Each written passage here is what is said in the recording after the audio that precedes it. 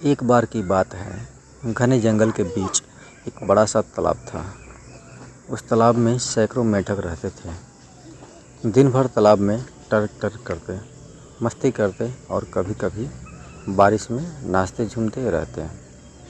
उन्हीं में 3 खास दोस्त थे, मोती, चिक्कू और गोलू। तीनों मेंढक बचपन के साथी थे। वे हर काम साथ करते, खेलना, कूदना, तैरना और शिकार पकड़ना। लेकिन तीनों की सोच बिल्कुल अलग थी। मोती बहुत सकारात्मक सोच वाला था, उसे हर चीज़ में उम्मीद दिखती थी। चीकू थोड़ा डरपोक और हिचकिचाने वाला था, जबकि गोलू हमेशा शिकायत करने वाला, उसे हर चीज़ में कमी दिखती।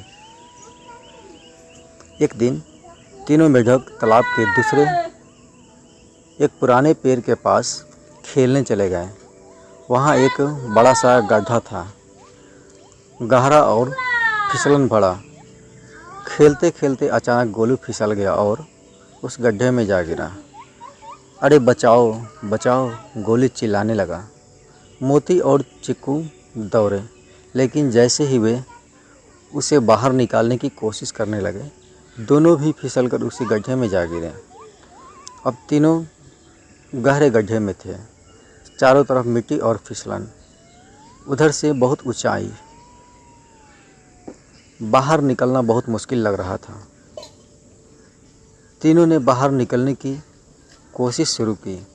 गोलू एक बार ऊपर चढ़ता, फिर नीचे फिसल जाता। चीकू 2 बार कोशिश करता और फिर थक कर बैठ जाता। मोती बार बार गिरता, लेकिन हर बार उठता, फिर कोशिश करता। पास ही कुछ मेंढक जमा हो गए। उन्होंने गड्ढे में झांक कर देखा और बोले, अरे ये बहुत गहरा है, बाहर निकलना नामुमकिन है। बेचारे अब तो यहीं मरेंगे। उनकी बातें सुनकर गोलू का हौसला टूट गया। उसने कहा, अब क्या फ़ायदा, मरना ही है। और वह गड्ढे में कोने में जाकर चुपचाप बैठ गया। चीकू ने भी कहा, शायद लोग सही कह रहे हैं, यह असंभव है।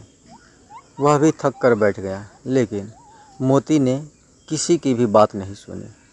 वह बार बार कोशिश करता रहा, चढ़ता, फिसलता, फिर चढ़ता। ऊपर बैठे बैठे मेंढक फिर चिल्लाए, अरे पागल, कोशिश मत कर, तू मर जाएगा, बेकार की मेहनत मत कर। लेकिन मोती उनकी आवाज़ नहीं समझ पा रहा था। असल में वह थोड़ा बहिरा, सुनने में कमज़ोर था। उसे लगा ऊपर वाले मेंढक उसे प्रोत्साहित कर रहे हैं। वह सोचता, ये सब कह रहे हैं, शाबाश मोती, तू कर सकता है। और उस सोच ने उसे नई ताकत दी। वह और तेज़ी से चढ़ने लगा, गिरता और जोर लगाता। वह कई घंटे कोशिश के बाद आखिर मोती गड्ढे के किनारे तक पहुंच गया और एक छलांग में बाहर निकल आया। सारे मेंढक हैरान हो गए। उन्होंने पूछा, तूने हमारी बात क्यों नहीं सुनी? हमने तो कहा था रुक जा।